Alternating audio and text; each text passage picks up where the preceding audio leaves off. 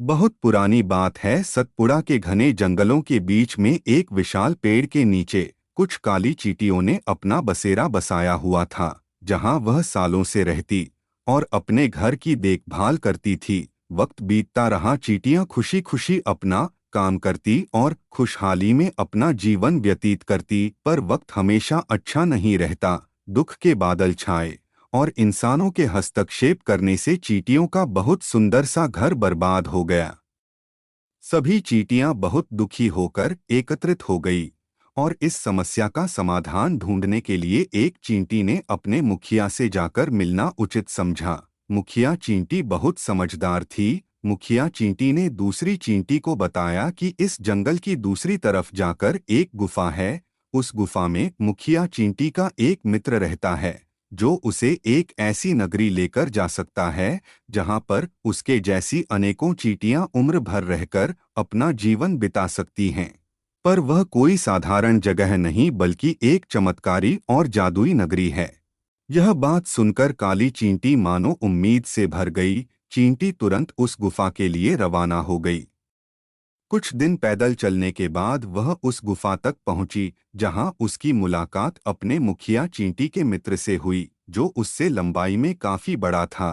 तो काली चींटी ने अपने मुखिया के दोस्त से पूछा कि आप इतने बड़े कैसे हो? तो उसे चींटी ने जवाब दिया, यह सब उसे जादू नगरी का कमाल है। हम लंबी उम्र जीते हैं और ज्यादा शक्तिशाली होते हैं। तो उसे काली चींटी ने उसे जादू नगरी का रास्ता पूछा और पता पूछने के बाद वह अपने मकसद के लिए आगे रवाना हो गई। कुछ दिन चलने के बाद उसे गुफा को पार करते ही उसने जादुई नगरी की तरफ देखा। वह उस नगरी को देखकर हैरान रह गई। वह कितनी सुंदर नगरी है, उसके मन में यह विचार आया।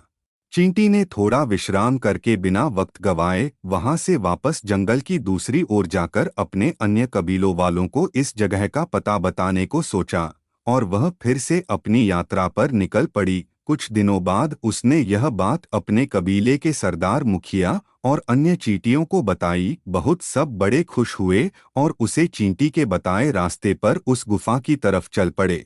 कुछ दिनों की बड़ी मेहनत के बाद सभी चींटियां उस गुफा तक पहुंची, जहां से रास्ता सीधे उस जादुई कबीले पर पहुंचता है।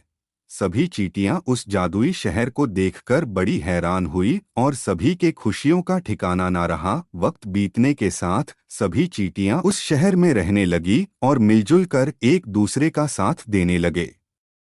मानो ऐसा लग रहा था कि बुरे वक्त के बादल अब छट चुके हैं। तो बच्चों, हमें इस कहानी से क्या सीख मिलती है? हमें यह सीख मिली कि चींटियों के तरह हमें भी परिश्रम से कभी पीछे नहीं हटना चाहिए और बुरा वक्त हर किसी का आता है। उस बुरे वक्त से ना डरकर हमें समझदारी से काम लेना चाहिए और अपने उज्ज्वल भविष्य की ओर हमेशा अग्रसर रहना चाहिए। ऐसे ही और प्रेरणादायक कहानियों के लिए हमें ज्वाइन करें। धन्यवाद।